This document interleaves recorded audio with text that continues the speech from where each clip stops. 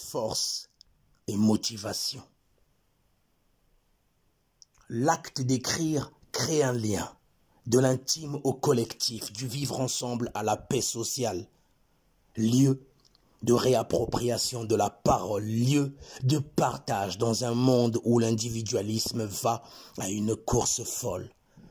Grande peut être la peine, je veux me tourner vers la vie. J'écris, j'existe. Dans mon atelier d'écriture, j'en ai croisé des gueules d'anges, parce qu'ils ne sont pas considérés, parce qu'ils ne sont pas regardés comme il faut, leur vision d'eux-mêmes change. Je dois dire que c'est un peu grâce à eux que je suis l'homme que je suis désormais. À leur contact, j'ai évolué. Après mon atelier, nombre d'entre eux se disent transformés. Focus sur une partie de la jeunesse de France. Drame sourd de ce pays, je suis toujours ébahi de les voir encore debout après tant de souffrances.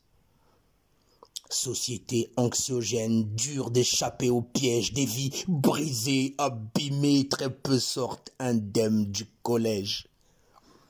Beaucoup de peine par rapport à ce que ces jeunes vivent. Les mots sont durs. Quand on parle d'eux, on parle de jeunes à la dérive. Beaucoup de tristesse par rapport à ce qu'ils ont vécu, à ce qu'ils traversent. Dangereuse économie, le copain d'enfance avec qui tu joues au foot est passé dans le camp adverse, au cœur de la violence, règlement de compte. Les mots sont lourds, il n'y a pas d'arbitre quand les balles sifflent. Tout le monde court. Je les sens en survie. Comment vont-ils grandir? Comment seront-ils construits en tant qu'adultes? Ce sont des questions que je me pose. Que sera cette génération de demain? Quel monde, quel avenir on leur propose? Dans la logique des choses, ils deviennent parents, insérés dans la vie professionnelle. Dans quel état est-on quand on sort d'un cadre fortement conflictuel? Comment apporter des choses quand on en est soi-même dépourvu? Quand on a été soi-même privé d'un tas de choses dans ce qu'on a vécu? Des jeunes à vif, à fleur de peau. Leur carapace, ils se la fabriquent avec ce qu'ils trouvent. La bienveillance est un encens que je brûle dans mon espace d'atelier pour qu'ils se sentent bien, pour qu'ils se retrouvent. Conscient que derrière la carapace, les blessures sont profondes, il faudra se battre pour trouver sa place dans ce monde. Malgré eux, ils ont adopté des mécanismes de défense. Malheureusement, leur dure réalité devient normalité, c'est avec ce poids qu'ils avancent. Forcément, cela a un impact sur l'estime de soi. En eux-mêmes, ils perdent confiance.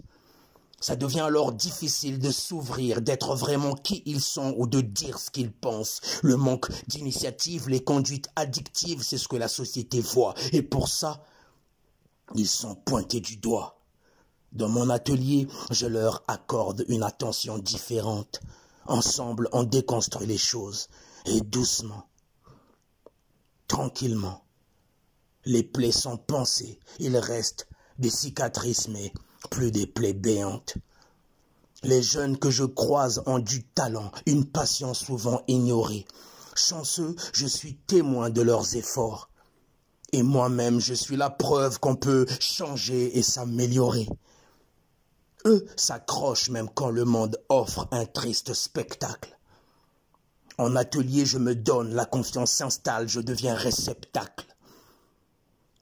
Avec de l'attention, les difficultés du passé deviennent force, tel est l'enjeu. Avec eux, je me dois de jouer franc jeu. Je leur répète que l'avenir sera radieux, même si le départ n'était pas avantageux. Je ne manque jamais l'occasion de leur dire qu'ils sont beaux et courageux. Je suis à leur service, pas là pour me servir d'eux, comme ceux qui ont fait du social un business. 18 ans que je pratique, ceux qui m'ont côtoyé le savent que je suis plus qu'authentique. Vive la jeunesse!